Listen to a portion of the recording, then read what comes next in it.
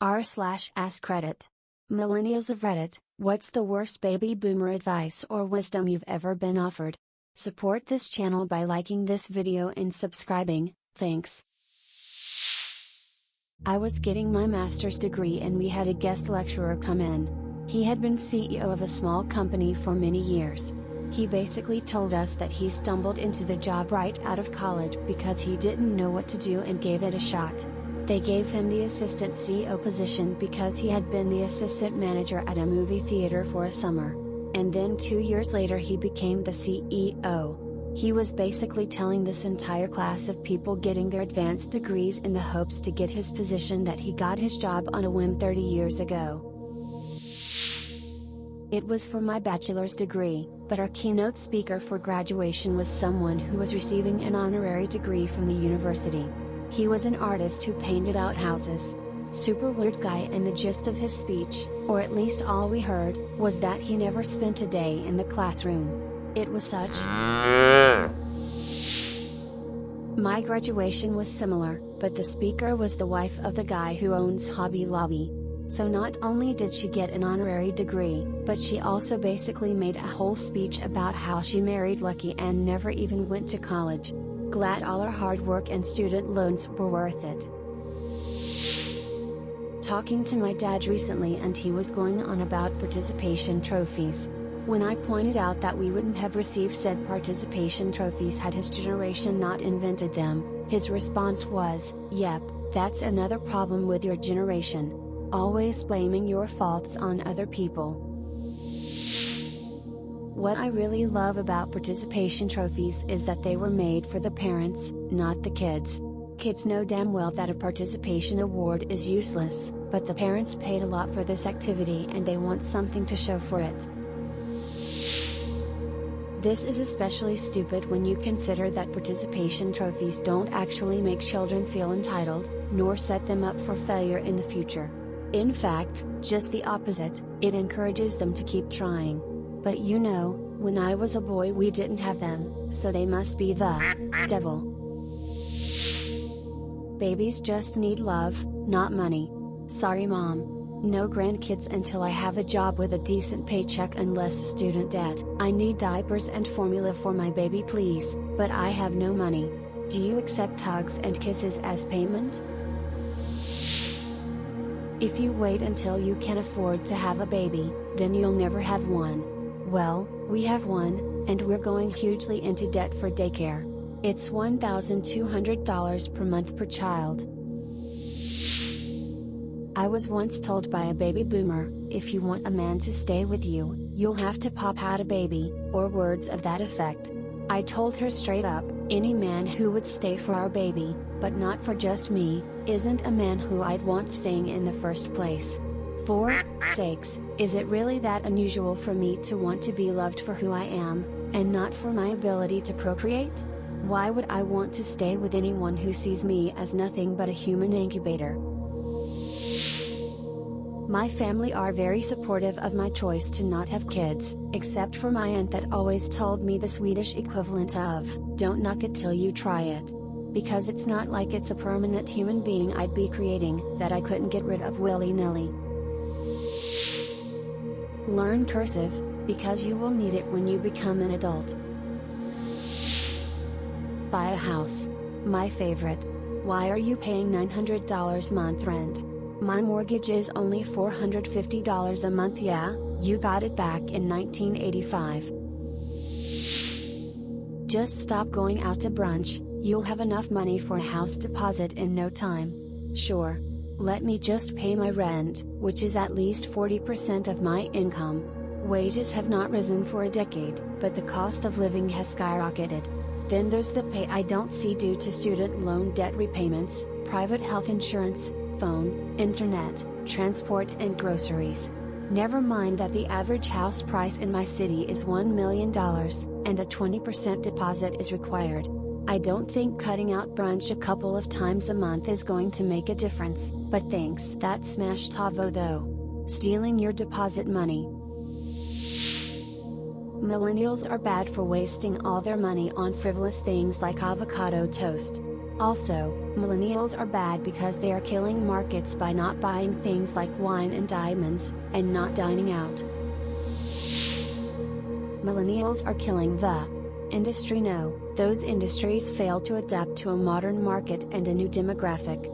You think people of the early 1900s were bitching that kids and their cars were killing the horse-drawn carriage industry? Change happens.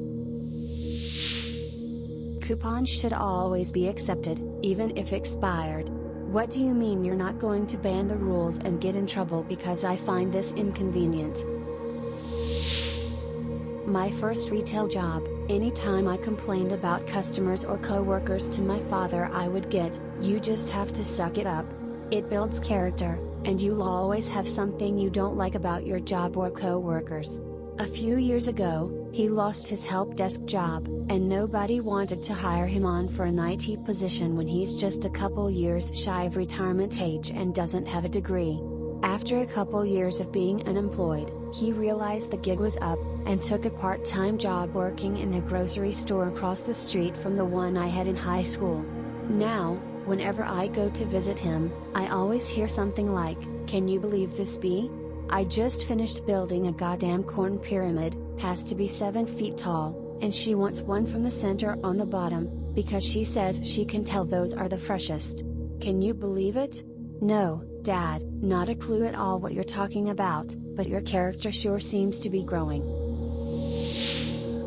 My boss recently told me my generation was entitled, and began quoting various articles on how we all think we're special and exempt from criticism, etc. as I was shoveling a dead rat out of the doorway.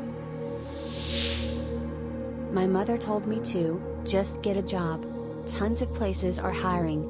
Though, she has come to understand the struggle now as she spends all day applying to jobs and not getting a single call back. Have you tried going in person and giving them your CV? This was when I was looking for graduate schemes with multi-step application processes, usually CV upload, online tests, phone interview, interview assessment day, sometimes second interview. Me walking into the building with a piece of physical paper would not have helped at all. But my parents thought it was my fault that I didn't have a job yet because I didn't do that. You have to go out and pound the pavement, dear. You can't spend all day looking for jobs on the computer. Just talk to the hiring manager and set up an interview. Thanks. I'm sure the HR department of PricewaterhouseCoopers just interview random people from the street.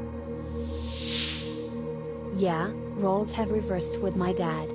For years when I was living with him, he was hounding me, "Have you applied? Have you called them? Keep applying. Find out the names of the managers and contact them." Now he's 35 years deep in a job that is becoming increasingly unlikable for him, and he wants to get a different one. So I ask, have you applied? Have you called? Have you spoke with coworkers about anyone they know who's hiring? All met with a guilty shake of the head now. My answer isn't bad advice by any means, but it is very misplaced or out of touch advice. Things like telling a full-time student, "Get more sleep," without offering them concrete ways to find the time to sleep.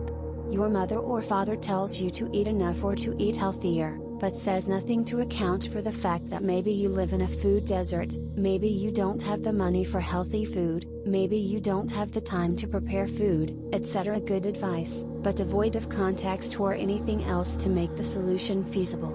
Alternatively, when any member of my generation complains about their job or their pay, older folks inevitably say negotiate a raise or find a better job. Realistically these days, if you ask for a raise, your boss will just ask for your resignation. That my generation is somehow the easily offended ones. 1950s comic books were investigated as causing juvenile delinquency. Interracial marriage and black people going to the same school as whites was offensive. In the 80s, Dee Snider had to appear in front of Congress to justify music. He and NWA was how we got warning labels. Life of Brian was banned in some places for being offensive to religious people. The game of Dungeons and Dragons was so offensive to religious people in the 80s and 90s that they tried to ban it, and ducking Harry Potter too. But this one blog post you found, that represents this entire generation. We're not the ones offended by kneeling, or red Starbucks cups, or people saying happy holidays. Oh man, the one Christmas I worked retail, a woman yelled at me for not saying, "Merry Christmas." It went like this. "Here you go, ma'am. Have a great day." "Excuse me? Have a great day? Did they tell you to say that?" "I'm sorry, what? Did they tell you not to say Merry Christmas?" No. It's just that I always encourage people to have a nice day." "Well, it's December 19th and you're supposed to say Merry Christmas." "Okay. Merry Christmas then?"